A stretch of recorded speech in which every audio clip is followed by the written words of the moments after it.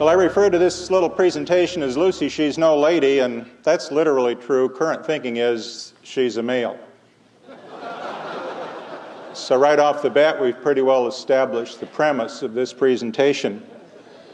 This will be a critical examination of the Australopithecines, and particularly the Australopithecine, Australopithecus afarensis. Don't let these big words fool you like Australopithecus. It simply means southern ape. When you see the word pithecus or pithecine, that means ape. And Australo means southern. So we will talk about southern apes. This is kind of a famous statue. It's appeared in a lot of T-shirts. It was built at the time of Darwin's publication of Origin of Species back in around 1925. At the time of the Scopes trial, 1925, getting ahead of my story here. And we're not sure who made the sculpture. The original's in St. Louis. It's a little bronze affair, stands about 10, 12 inches tall. And the ape, of course, is studying a human skull, which is a little backwards, isn't it? That's the humor of the whole cartoon. The ape has a caliper here with which to measure the skull. He's sitting on a book. The book down here is Darwin, it says on it, I presume the Origin of Species. And he has his feet on a Bible. And the Bible is open to a page, and there we read the Latin inscription, which I won't attempt to pronounce because all Latin is Greek to me, and of course all Greek is Latin. But it says there, or makes a statement that Satan had given, "You shall be as gods." Now, sometimes there's debate over this very starting premise. In fact, it was a debate at the time of the Scopes trial whether Darwin really said that man came from monkeys or not. Today, if you say that Darwin claimed man came from monkeys, people will dispute that, and they'll say that evolution teaches that man came from ape-like creatures. An ape, by the way, is a monkey that doesn't have a tail. But Charles Darwin, in his book, The Descent of Man, did say that the Simiidae then branched off into two great stems, the New World and the Old World monkeys. And from the latter, that is the Old World monkeys, at a remote period of time, the wonder and the glory of the universe proceeded. So don't let anybody tell you Darwin never claimed that man came from monkeys. He did, in fact, claim in this book that we came from the Old World monkeys. The Gallop organization has done a number of surveys to see what people think about evolution and specifically the origin of man. And in several surveys ranging from 1982 to 1992, and there perhaps have been more recent ones, I think the results are still fairly similar, the following four questions were asked, or the following four choices were given. What do you believe about the origin of man? 1, God created man in his present form at one time within the past 10,000 years. 2, man has developed over millions of years from less advanced forms of life, but God guided this process. 3, same as above, except God had no part in the process. And 4, don't know, possibly don't care. Now, only 3 would be acceptable to professional evolutionists. Evolution does not want divine assistance. If evolution were to require or even accept divine assistance to make it work, evolution would be in the same fix as creation, wouldn't it? Couldn't teach it in the public schools because it would involve divine intervention. So the whole idea is that the evolutionary paradigm does not depend on divine intervention. The second choice is some kind of a combination of creation and evolution. Anything from progressive creation to theistic evolution. Well, the results of the poll are kind of interesting. About 45% of the people believe in creation. And this would be a quite literal creation, that God created man in essentially his present form sometime within the last 10,000 years. Theistic evolution, or a combination of creation and evolution, is also a significant number of Americans. Something a little under 40% perhaps.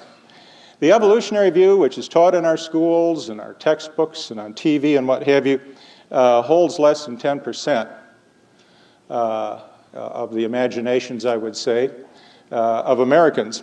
It's interesting that only 10% believe what we teach in our textbooks, and yet that 10% has a disproportionate impact, don't they, on our schools, on our newspapers, and I think on society at large. Relatively few people don't have an opinion on this subject. Probably less than 5% these days don't know or don't care about this issue. So it is an important issue and one that bears our attention. In the evolutionary view, chance is really ultimately behind the origin of man and all else. Jacques Monod, who won the Nobel Prize for his work in biochemistry in a book called Chance and Necessity, said, "Chance alone is at the source of every innovation of all creation in the biosphere. Pure chance, absolutely free but blind, is at the very root of the stupendous edifice of evolution." Some years ago, Walt Stumper and I made a visit to the Field Museum of Natural History in Chicago, and they had just put on a multi-million-dollar exhibit on evolution at the time. And the exhibit had something rather like a little gambling casino. And this casino was to emphasize the role of chance in evolution.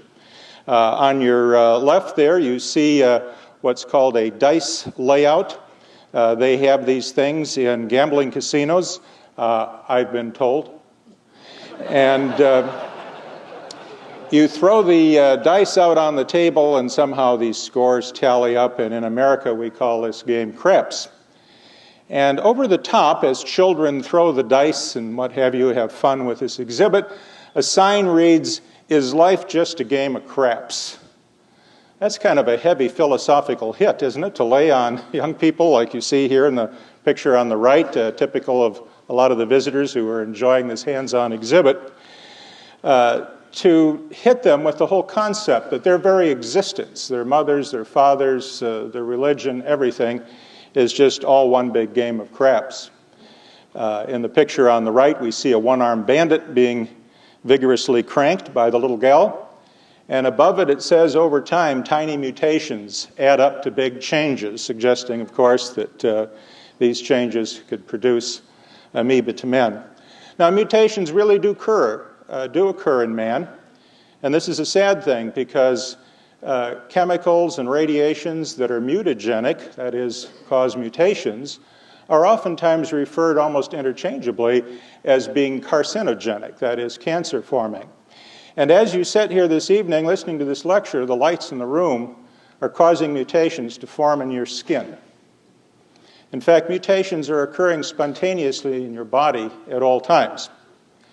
And if these mutations were not repaired, most of the people I'm seeing in this room today would be long since deceased.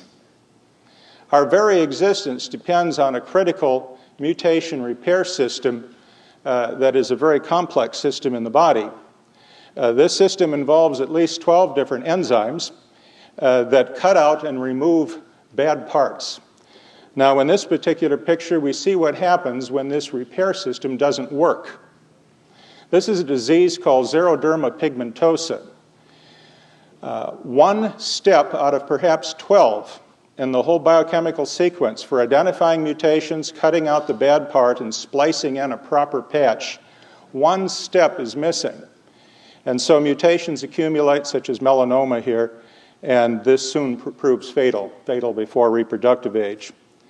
In fact, DNA repair is so essential it's now considered to perhaps be one of the explanations for longevity. Those organisms that live the longest have the most efficient mutation repair systems. Of course, it wouldn't be necessary to repair mutations before the fall into sin, would it? This is something that's a feature of this life after the fall, and these mutations are being constantly repaired. Sadly, not all of them are repaired, and many problems accumulate. Well, evolutionists aren't so optimistic sometimes as they would like to make us believe. Richard Lowenton, a very distinguished evolutionist, geneticist at Harvard University, in the book Human Diversity says that despite the excited and optimistic claims that have been made by some paleontologists, no fossil hominid species can be established as our direct ancestor. Now, what is a hominid? You hear this expression quite a bit. A hominid is either a known ancestor of man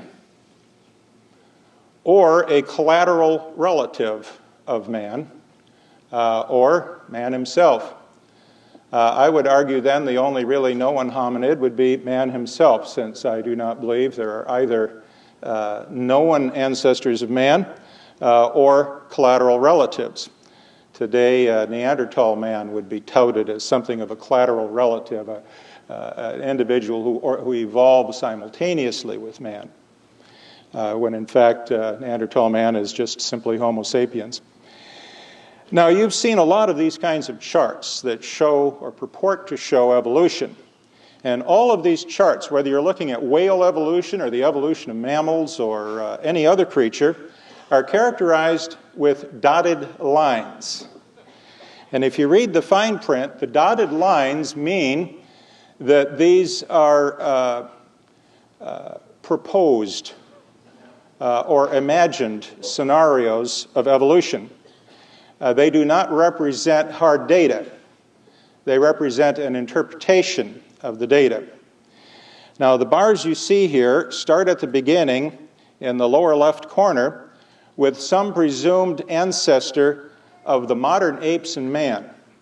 The modern ape is up here. Man presumably would be over here.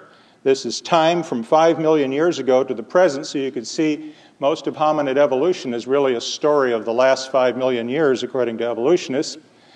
And the creature we'll be looking at in particular is Australopithecus afarensis, who becomes extinct presumably in the range of about 3 million years ago, somewhere between 4 and 3. I don't accept any of these dates, but we'll use the evolutionary assumption. The first thing I found kind of interesting about this chart is notice the cast of characters leading up to modern apes here. It would appear that the apes have been told, if you're interested in your ancestors, go out and find your own. There are a few suspects in here, but by and large, there's not a great deal of money, I don't think, in finding ancestors of living apes. So it's a shame to waste a primate. You find so few of them in the fossil record anyway, and to waste them as an ancestor of an ape seems a pity. So if at all possible, they're spent along the line leading to Homo.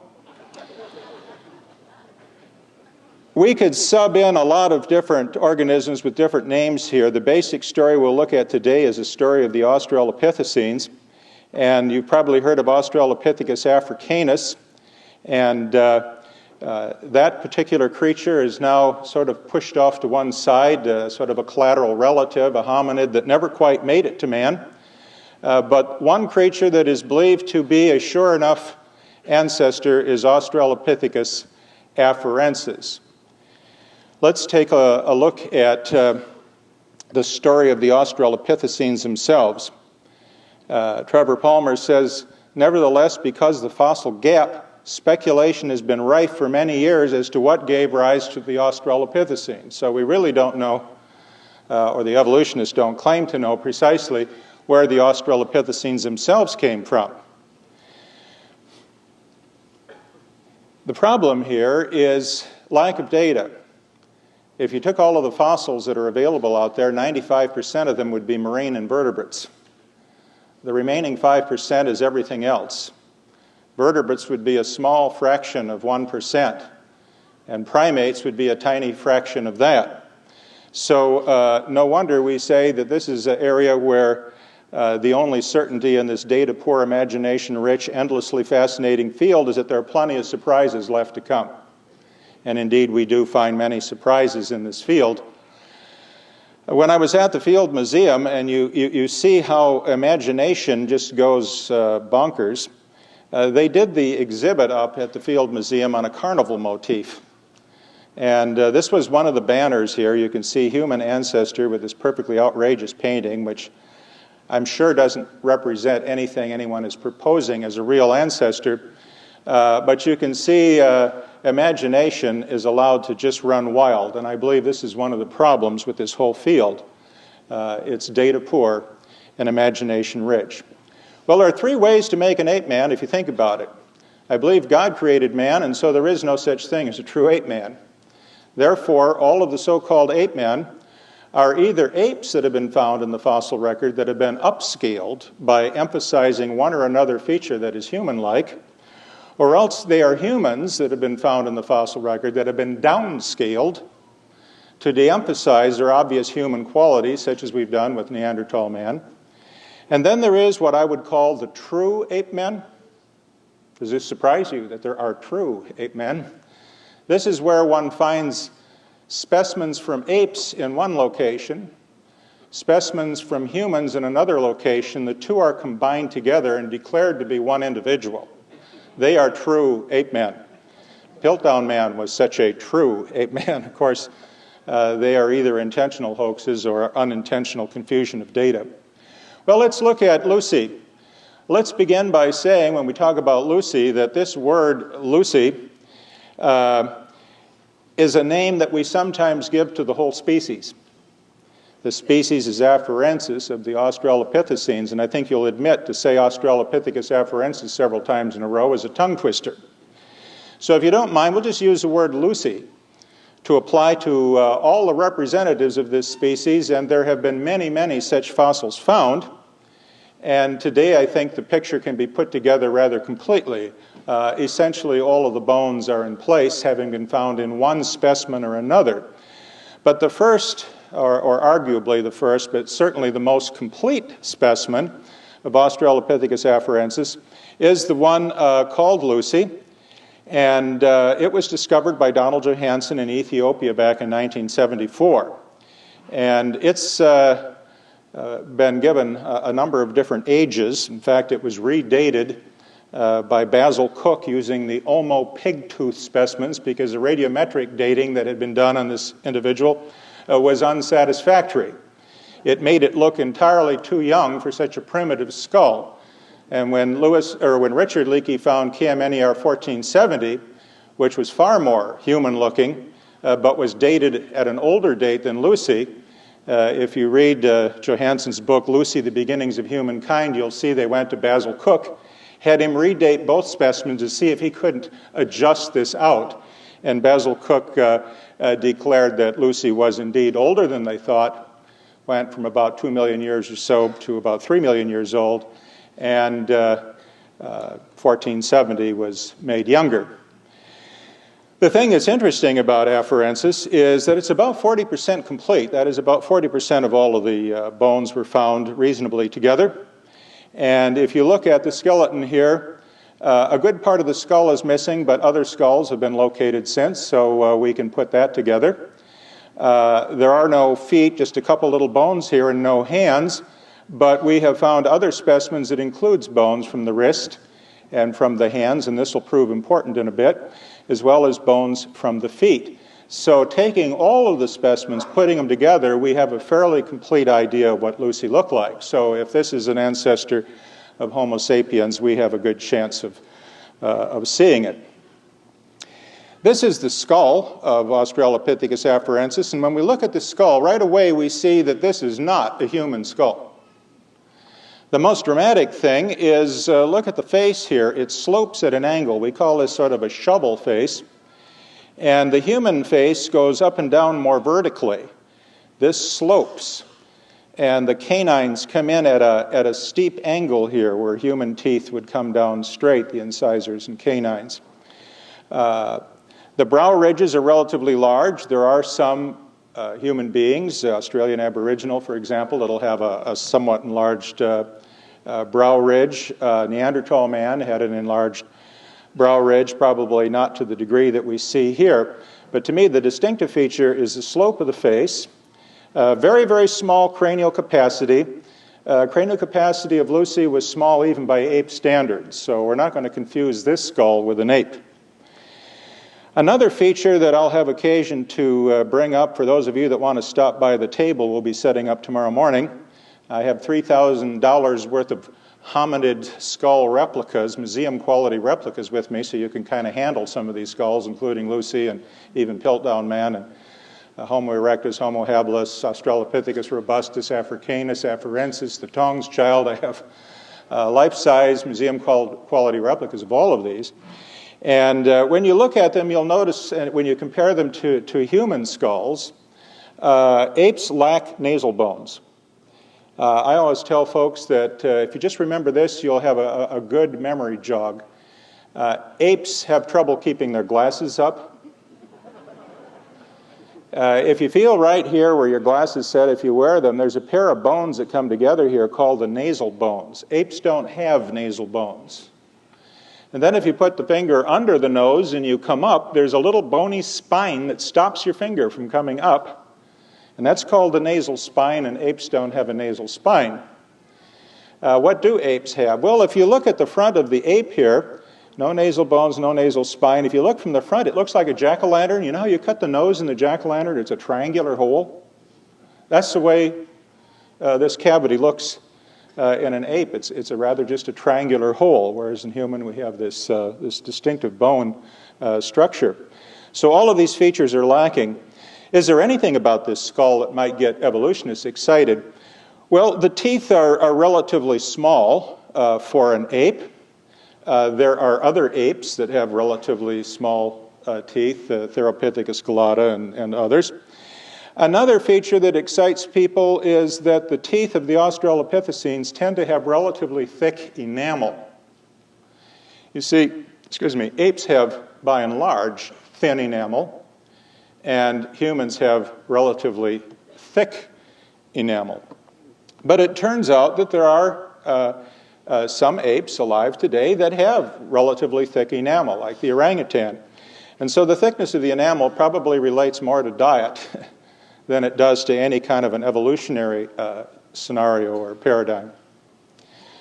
Well, let's look at other parts of Lucy. It seems like every major city has their own Lucy statue these days if you go around to the different museums. And this is St. Louis's statue, so if you don't mind, I'll just focus on St. Louis's statue. This was built about, probably 15 years ago or more now.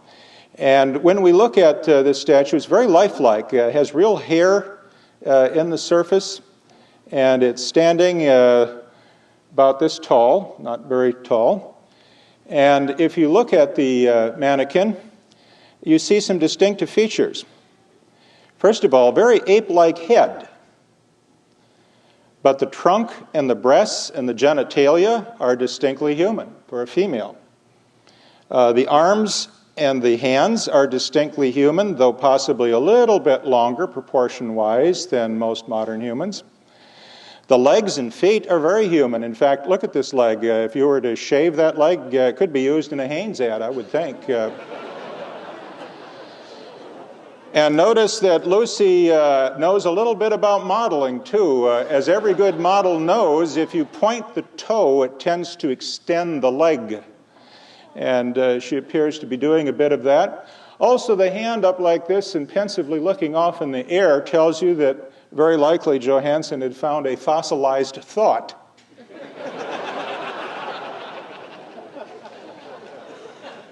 And I happen to know what the thought is that she's thinking at this very moment. She's just thinking, I don't have a thing to wear.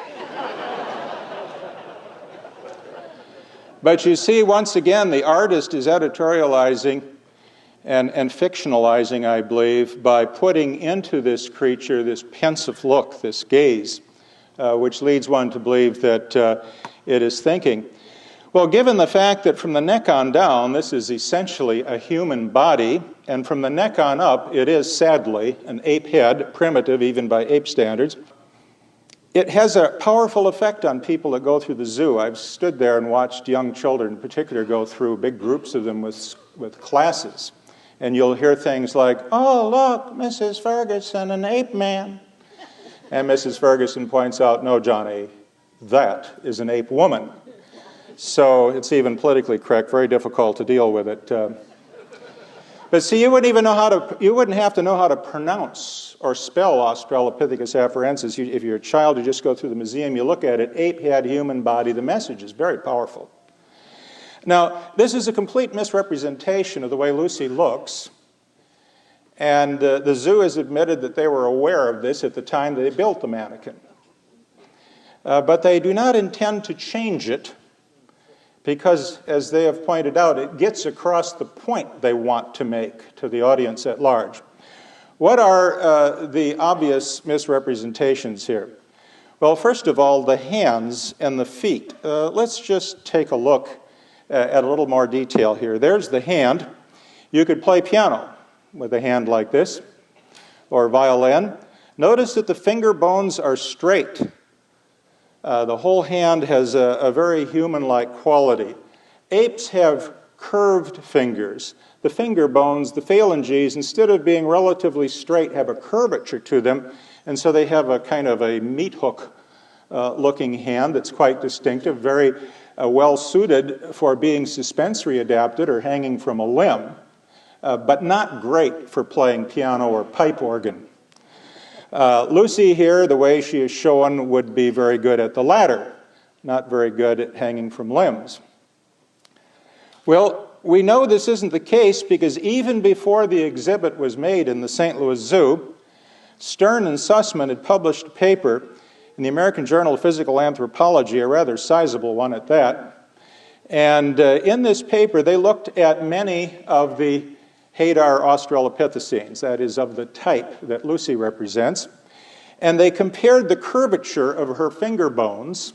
Remember, Lucy herself didn't have finger bones, but there have been other specimens of Australopithecus afarensis that do, and so these bones have been compared, and you see them after the AL333 figure here, and the data points are here, and they're being compared to human, which is here, and other living apes. And what we see is, as you look at each of the different finger bones for living apes versus human versus Lucy, is that with an exceptional data point here and there, which may be a fragmentary fossil, the cluster is actually towards the most curved of the ape phalanges. So we could say that Lucy had highly curved fingers or phalanges by ape standards, the typical suspensory adapted type of hand. And this is not the hand shown on the creature that we have in the St. Louis Zoo. Now let's take a look at the feet. Well, first we'll say what Stern and Sussman concluded about the hand, then we'll look at the feet. Their conclusion was that a summary of the morphological and functional affinities of the Hadar hand leads inexorably to an image of a suspensory adapted hand, that is, hanging from a limb of a tree, surprisingly similar to the hands found in the small end of the pygmy chimp, common chimp range. So it would be completely inappropriate for anyone to paint or make a model of Lucy showing anything other than highly curved fingers. Another recent observation that was published is that these particular Australopithecines, which include afarensis, have been found to have locking wrist bones. And this is found in knuckle walkers. So that if you really wanted to show Lucy properly in the zoo, it would be a good idea to get her down on her knuckles, as any proper ape would be, doing a bit of knuckle walking. But that wouldn't get the impression across that certainly our zoo in St. Louis wants to get across, and I doubt many will go for it. Let's look at that foot. Have you ever seen a foot like that before? Sure you have. Kick off a shoe. Take a look. Your foot is probably not quite that hairy, but this is a distinctly human foot. There is no animal on Earth that has a foot remotely like the human foot. So this may be another misrepresentation. And once again, Stern and Sussman looked at the toe bones, the phalanges of the toe, and looked at their curvature. And the curvature, again, is at the high end of the apes. Here are the apes, and you're getting more curved as you go to the right. Here is the Hadar Australopithecine, the Lucy-like creature, and human is way over here, the bottom one, way to the left. So highly curved fingers and highly curved toes. And their conclusion from all of this is that there is no evidence that any existing primate has long curved, heavily muscled hands and feet for any other purpose than to meet the demands of full or part-time arboreal or tree life. But this again would not be the way Lucy is displayed in our museums. Recently, well, not terribly recently, this is 1996, but Discover magazine came out with an issue on how man began to walk. And I might say walking is a really complicated feature. We give a lecture at Washington University School of Medicine. I don't give it, but one of our anatomists does, who's expert in this area. An entire lecture involved in what is involved with just simply taking a step or two. And it's a very busy lecture. It involves lots of muscles, bones, and ligaments, and neuronal control. And basically, walking is a repeated effort to fall on your face, prevented by putting a foot forward.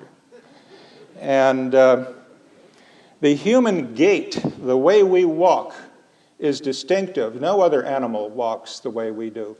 You know, some years ago I saw a movie on one of these things on television that comes on late at night that produce all kinds of weird, fascinating things. And it was about Bigfoot. Somebody had actually taken a home movie of Bigfoot. Have you seen this movie? It starts out, obviously, it's some guy dressed in an ape suit. And he's standing there looking back at the photographer to see when the photographer's ready. He clearly gets the nod and he starts to walk. And this is the way this ape-looking creature's walking. You know, he could be walking down the street in Long Island or something, but this is no ape. So we have a very distinctive gait. We'll talk about that in a bit.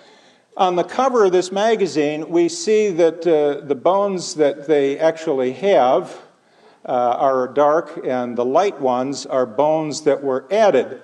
Now, we have feet bones for Lucy, for the creature like Lucy, for Australopithecus afarensis, but I note that they interpret, that is, they show it in light, the foot. So rather than use any existing material, the foot is entirely speculated or interpreted. That allows them to put virtually human feet on this creature. Here they are. And the title of this article is, "Why Did We Ever Get Up on 2 Feet?" Now, those foot bones are completely different than the bones that actually belong to this fossil, which would have the highly curved toes. Why do they make the foot bones look this way? Well, they make them look this way because the evolutionary community is completely convinced that a creature like Lucy, Australopithecus afarensis, made the footprints discovered by Mary Leakey in Laetoli in Tanzania. You've probably heard of these footprints. They're pretty amazing. It's a trail 73 feet long. It consists of 20 larger footprints in a distinctive human left-right stride, and 27 smaller footprints walking alongside. You can see the 2 trails, littler footprints here, bigger footprints here. The thing that's really amazing is that right smack dab on the top of each of the bigger footprints is a third footprint of a tiny little person. Now, how do you get footprints of little people on the top of every footprint matching the stride of a much bigger person? I heard Mary Leakey actually give a lecture on this at Washington University some years ago, shortly after she found it. And she was puzzled by this too. She said she just can't explain it. You know, some animals that are quadrupeds walk in their own footprints. But this is not a quadruped. This is a biped, no question. She said, you know, the Maasai, when they hunt, they step in one another's footprints to keep the noise down. And then, almost embarrassed, she said, and of course, little children like to walk in the footprints of their elders. And to do so, little children have to greatly increase their stride to hit every footprint down the line. I don't know how you can conclude that that's what's going on here. There are volcanoes in this area, and these volcanoes erupt to this day, and when they do, they produce an ash, and if it rains on the ash, it apparently sets up like concrete rather quickly. And these footprints were made, presumably, when there was ash on the ground from volcanoes, and when there was also rain occurring, and the footprints are just beautifully distinct. They have been buried for many years, of course, under a topsoil, but when the topsoil was removed and they saw one, they kept excavating, and they showed this whole trail 73 feet long. Now, the left-right stride is one of the best clues that this is absolutely human in appearance. No other creature, certainly no ape, has a left-right stride just the way ours would be. And even more importantly, the shape of the foot. This is one of the footprints when they were first uncovered, and they're quite clear. Now, tomorrow morning, I'm going to bring in all of these skulls, put them on a table out there. You can look at them. I'll be happy to discuss them with you. I have gorilla skulls and all kinds of other living primates, as well as hominids. I also have a cast of 4 footprints in a left-right stride from the Laetoli site, so of Laetoli footprints. But this cast was made when they were not as clear as this, because the footprints have been very quickly eroding away. In fact, they've recovered them again to prevent it. And I understand that even recovering them doesn't appear to really protect them. It makes you wonder how many million years old they are, huh? If we can't even keep them going for a few years. But the human footprint you would not confuse with anyone else, because when the foot hits the ground, the heel hits first, you know that. And then as the foot slaps down, that's a left footprint you're seeing there. The weight runs along the outer margin, on the outer side of the body. The weight goes from the heel along the outer margin. Then it passes across the base of the toes. And then when we push off in our step like this, the push-off foot, the big toe, makes a particularly deep impression because we push off in large part from that toe. Now, as I say, no ape has this particular pattern of the weight running along the outer margin across the base of the toes and pushing off from the big toe. Note that the big toe is in line with the foot, distinctly human. The small toes cling to the ground. There is a very well-developed arch. These are not flat feet, by the way. There's a very good arch in these individuals, and the weight is carried from heel around the lateral side of the foot, just as they are today. Now, everybody who studied these footprints when they were still fresh and very easy to see were absolutely unambiguous about their interpretation. In the book Lucy by Johansson and Eadie, they say, "Make no mistakes about it. They are like modern human footprints. If one were left in the sand of a California beach today and a 4-year-old were asked what it was, he would instantly say that somebody had walked there. He wouldn't be able to tell it from 100 other prints on the beach, nor would you. The external morphology is the same." I asked Mary Leakey, personally after the lecture at Washington University some years ago, the following question. I said, "Dr. Leakey, I mean, you have the left-right strides. You have the little individual stepping on the bigger footprints. The footprints are virtually identical to the feet of modern, habitually unshod humans. That is, people who wear shoes get their toes all squished together, but if you don't wear shoes, your toes kind of open up a little more. That's the way these look." I said, why not just go ahead and consider the possibility that they could be human footprints? And in that tone of voice that the British reserved for the colonists, she said, "Oh, but surely you must know there were no humans around 3 million years ago." Oh, yeah, that's it. But you see, the preconceptions do not allow even considering the possibility that these are human footprints. Even though everybody agrees they look human, but they can't be, you see. And that's about the age of Lucy. So you see now why they have to put a human foot on Lucy, even though they know it wasn't human-like? It's sort of like the wicked stepdaughters, isn't it? And trying to wear the slipper, you know, the glass slipper, to get their feet into Cinderella's slipper, and they just couldn't make it fit. And I think that's the position the evolutionists are in today with the Laetoli footprints. They want to put Lucy's foot into those prints, but they really just aren't going to fly. For those of you that may have forgotten what a human foot looks like compared to a gorilla foot, take a look. I don't think you'd get too confused, would you? Do I have to tell you which one is which here? No, you pretty well. Notice they mention how the big toe is in line with the rest of the foot. You can see that in the Laetoli foot, whereas in the gorilla, the big toe goes off to the side here. And the very curved, grasping toes, these toes stay right down on the ground. These kind of curve and buckle up. So you wouldn't confuse either a foot or a footprint. Now, a lot has been said about Lucy's knee joint, and you hear people say, well, the two bones were found a long distance apart. I'm not really going to comment on that. I think we can learn a lot from the bones that we have that are undisputed here from the Australopithecines. And the knee joint is special in that Lucy and creatures like her were knock-kneed.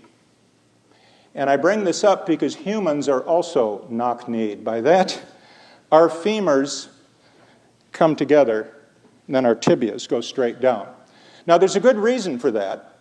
You see, if we had straight legs, our legs would be as far apart as our hips. And so particularly in women, they would be quite far apart. They go straight down because women have a broader hip to accommodate childbirth, right?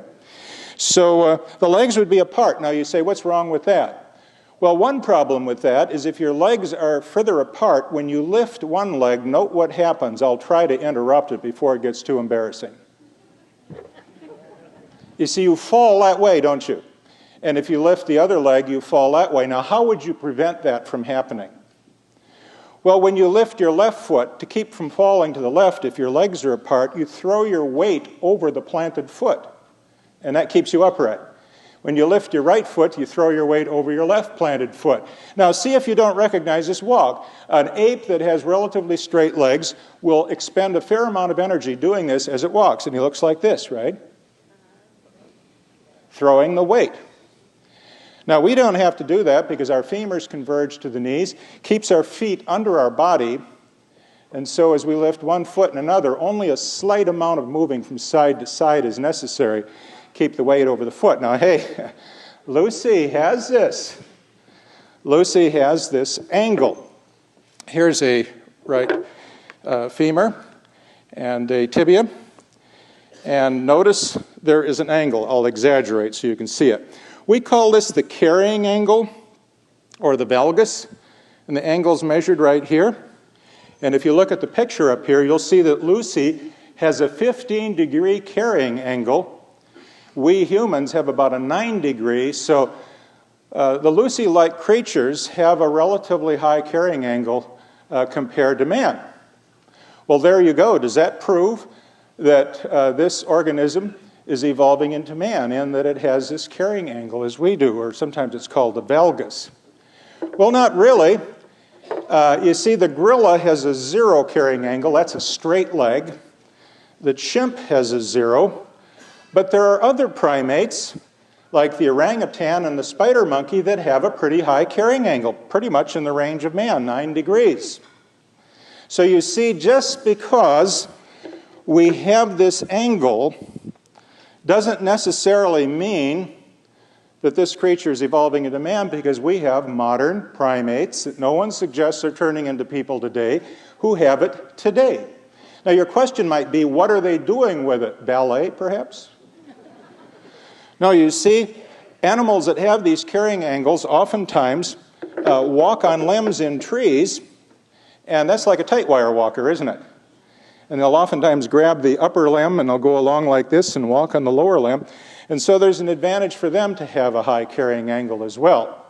Some evolutionists say, well, there you go, they pre-adapted in the trees and came down to the ground ready to roll. Well, there's more to walking than just the carrying angle. The point I want to make is you cannot show or prove that something is evolving into man simply because it has a carrying angle when you have living apes that have the same type of angle. Well, the other component, and I'll let Sussman and Stern comment on the knee. Since aside from the degree of valgus, the knee of the small hater hominid possesses no modern trait to any pronounced degree, and since many of these traits may not serve to specify the precise nature of the bipedality, he goes on to say that overall the structure of the knee is compatible with a significant degree of tree dwelling. In other words, it does not show a biped that walks as we do, one capable of making the Laetoli footprints. There's another feature that we need to look at. By the way, this is from that Discover magazine again, and take a look at those hands. You notice anything about the hands in this issue of Discover? There's the meat hooks we've been looking for, right? Those are not the type of fingers on the St. Louis Lucy. This is a far more accurate representation of the hand. Let's just crank it up there. See the long curved phalanges? You can get a good grip on the limbs with this. There's another feature that you see in Lucy. Animals that reach up and hang on limbs overhead, if you try it, it's not comfortable. Have you noticed that? You get your arms up here, it's not a comfortable position. There's a good reason for that, because the joint at the shoulder, if you drop by the table tomorrow, I can show you this in detail. The joint at the shoulder is kind of shallow. It's called the glenoid fossa, and the head of the humerus fits in there. And the arm can just go this high and no further before it reaches the limit of that joint. Now, folks say, well, wait a minute, I can bring my arm way up here. To do that, you have to rotate the whole shoulder blade. The scapula has to rotate to bring the arm higher. So we have to use a lot of muscles and rotate our scapula to get our arms up here.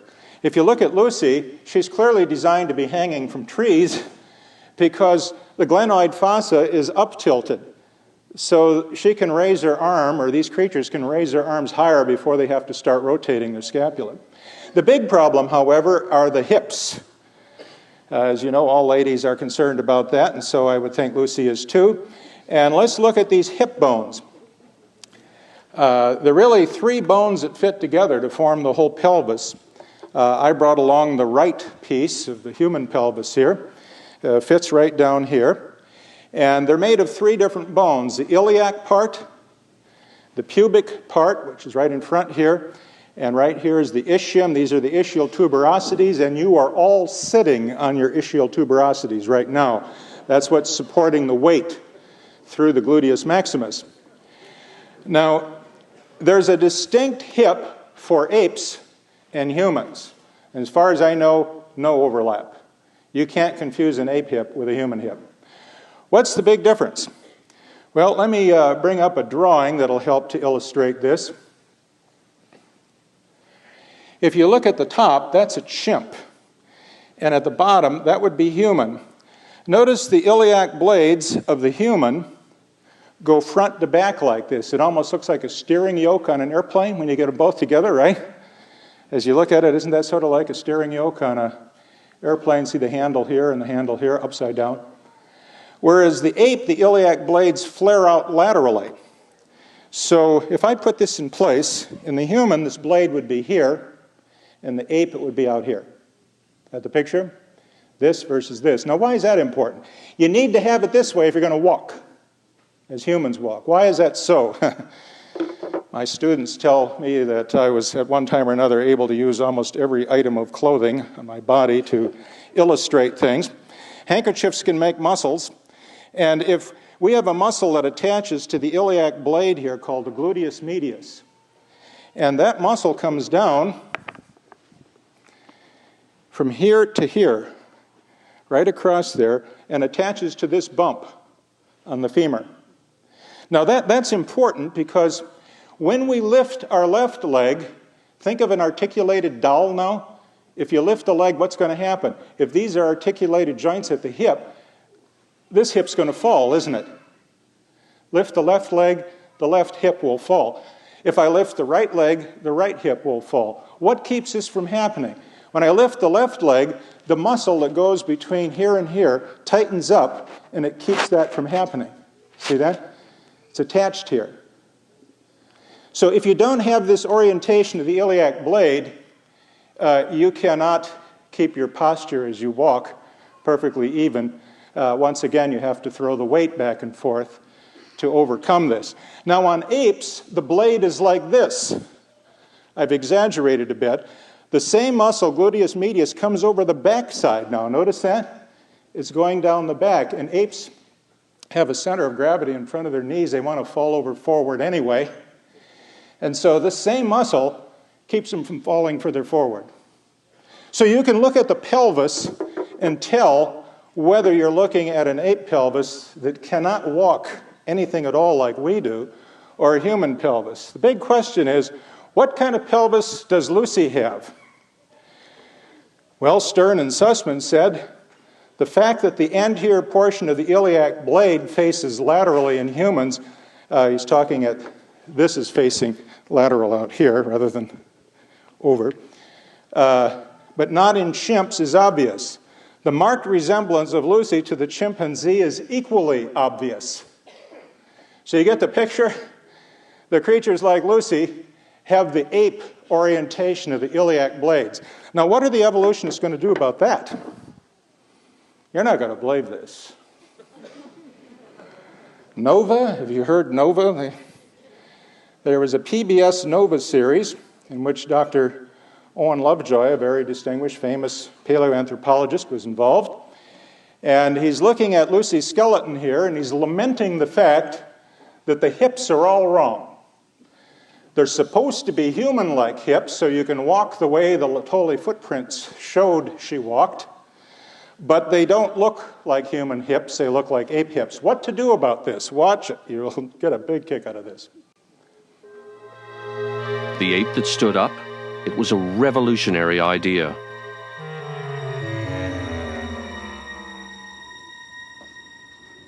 We needed Owen Lovejoy's expertise again, because the evidence wasn't quite adding up. The knee looked human, but the shape of her hip didn't. Superficially, her hip resembled a chimpanzee's, which meant that Lucy couldn't possibly have walked like a modern human. But Lovejoy noticed something odd about the way the bones had been fossilized. When I put the two parts of the pelvis together that we had, this part of the pelvis has pressed so hard and so completely into this one that it caused it to be broken into a series of individual pieces which were then fused together in later fossils. So you see they were broken and they don't fit together properly. They did speculate in the program as to exactly who was responsible for breaking the hip, and current scientific evidence suggests perhaps a deer stepped on it. Here you can see a deer foot stepping on the bone. Isn't that a bummer? Let's see where it goes from here. This has caused the two bones, in fact, to fit together so well that they're in an anatomically impossible position. The perfect fit was an illusion that made Lucy's hip bone seem to flare out like a chimp's. But all was not lost. This is a power saw, friends. You may want to put your goggles on. Lovejoy decided he could restore the pelvis to its natural shape. He didn't want to tamper with the original, so he made a copy in plaster. Notice he's removing whole parts, not just cutting. He cut the damaged pieces out and put them back together the way they were before Lucy died. It was a tricky job, but after taking the kink out of the pelvis, it all fit together perfectly, like a three-dimensional jigsaw puzzle. Look how perfect. You can read a newspaper through the hole. As a result, the angle of the hip looks nothing like a chimp's, but a lot like ours. Yeah, now, this is what we call science. You can teach this in the public schools, but you can't criticize it, because if you do, that would be religious. So, well, I think perhaps the best way to conclude is to let an evolutionist himself conclude here. David Pilbeam is a very, very distinguished, and in my view, a very, very honest, as many are, evolutionist. And he has looked at the data, having spent a career studying the human fossil record. And in reviewing Leakey's book, Origins, some years ago, in American Scientist, he had a moment of real candor. Listen to what this very famous human evolutionist has to say. My reservations concern not so much this book, but the whole subject of paleoanthropology.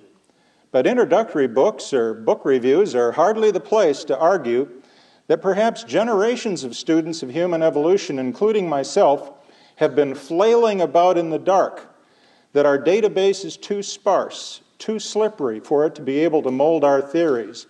Rather, the theories are more statements about us and ideology than about the past. Paleoanthropology reveals more about how humans view themselves than it does about how humans came about. But that is heresy. Wow. No creationist ever put it any better than that. Why is this whole issue so important? Here's a picture that Ken and I and Carl and a lot of the other people on AIG show a great deal. And that is how we view our origins profoundly affects how we set our values and establish what is right, what is wrong, what is true, and what isn't. If we have descended from Adam, if he is our creator, and we are created by the handiwork of God in God's own image, albeit a fallen one at this time, then our absolutes come from God. God sets the rules and God communicates with man. But if we have ape in our past, then man has invented his own religions. He's written his own Bible. When he prays, he's probably just talking to himself, and his morality is relative. Man sets the rules. That leads to a host of problems that we see about us on all sides today, and that's why we at Answers in Genesis say we need to get back looking at Scripture from the very first verse, showing that God has indeed created man by the power of his Word and has made us to be obedient to him, to hear and learn his Word, to grow in the knowledge of his faith, and to be with him unto life eternal. We pray that that is the end of us all, and I would ask that in Jesus' name, and I thank you.